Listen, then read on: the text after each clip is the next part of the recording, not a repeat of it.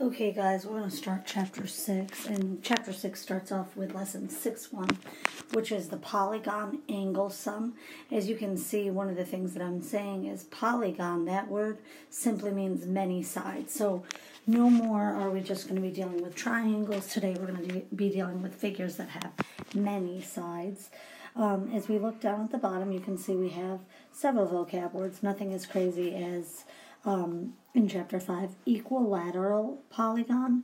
We know that that means equilateral, all sides are equal. Equiangular is all angles are equal. And in a moment, we'll take a look at what regular means. Okay, guys, so here is our first theorem, and this one is called the polygon angle sum theorem. It says the sum of the measures of the interior angles of an n-gon is n minus 2 times 180, where n is just equal to the number of sides of your figure. As we take a look at problem 1, what is the sum of the interior angle measures of a heptagon? We need to know that a heptagon means you have 7 sides. And from there, since it's saying the sum of the interior angle measures, we're going to use the above theorem. N minus 2 times 180, you can see where we see n, they're plugging in 7, and from there just simplifying with the order of operations. So the sum of the interior angle measures of a heptagon is 900. Okay, so here are a couple for you guys to try. As you can see in part A, what is the sum of the interior angle measures of a 17-gon? So right away, I'm going to go with n minus 2 times 180. That's the formula that we use to find the sum of the interior angle measures. Since it's a 17-gon, that's telling me it has 17 sides. So I'm simply going to be doing 15 times 180 in my calculator. 2,700 degrees. Okay. Now, as you look at part B, it's telling you something a little bit different. It's saying the sum of the interior angle measures of a polygon is 1980. Now, you need to find n. So we're going to work this backwards. We're going to start with our formula. N minus 2 times 180 equals 1980.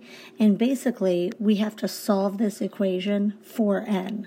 So the first thing I'm going to do to get n alone is get rid of that 180. So I'm going to divide each side by 180. Oh, hey, Leo. So now I've got n minus 2 equals 11. Add 2 to both sides, and I get n equals 13. So I can see that it has 13 sides. Okay, guys, so here is the vocab word that I was talking about earlier, regular polygon. Basically, if a polygon is equilateral, that means all sides are congruent. And if it's equiangular, that means all angles are congruent. Then it's what we call a regular polygon. Regular polygon just means a combination. It's equilateral and equiangular. Down below, we have a corollary to the polygon angle sum. Now, pay attention to the wording. This is the measure of each interior angle of a regular polygon. It is n minus 2 times 180 divided by n. This would mean if I just want one angle measure, not the sum of all angles.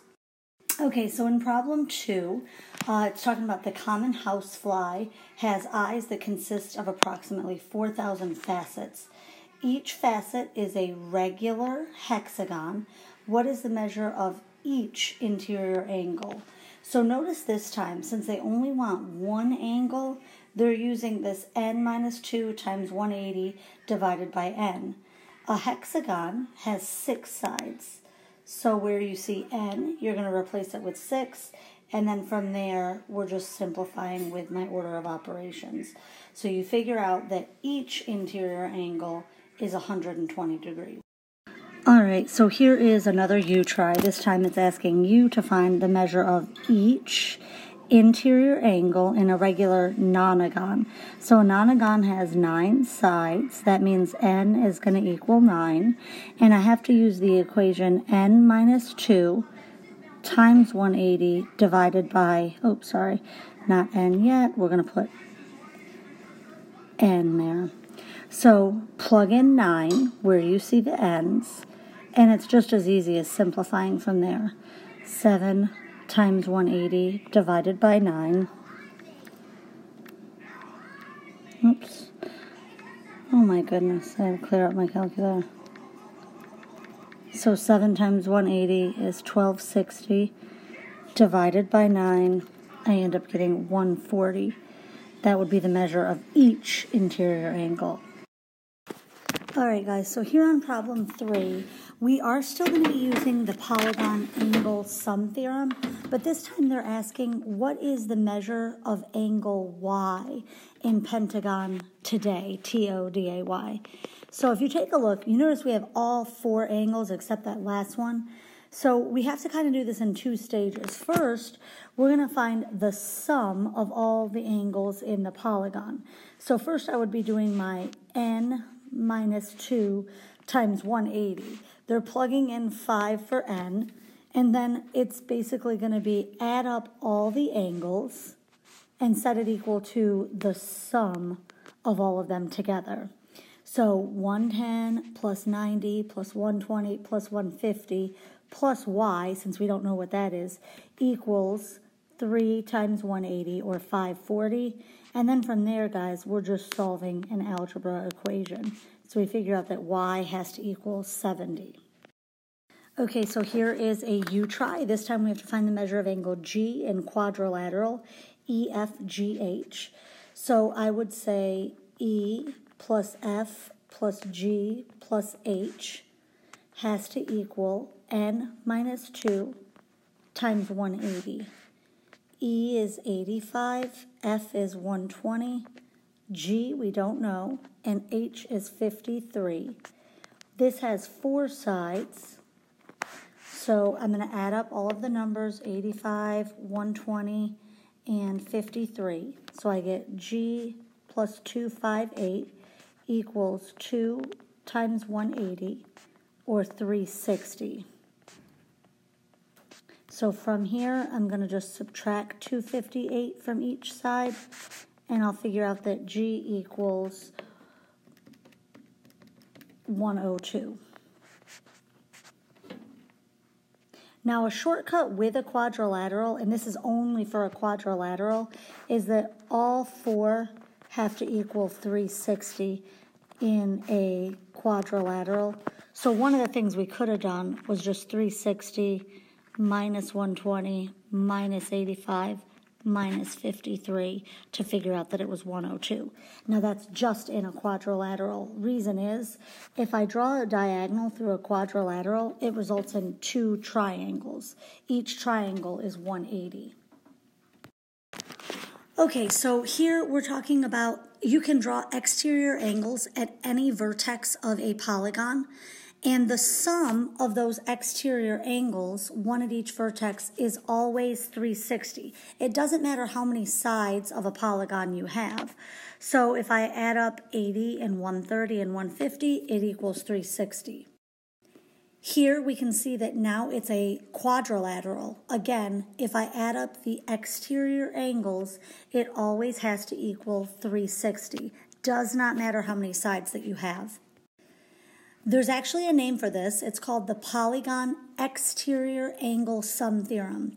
The sum of the measures of each of the exterior angles of a polygon, one at each vertex, is 360. Doesn't matter the number of sides. So here 1 plus 2 plus 3 plus 4 plus 5 equals 360.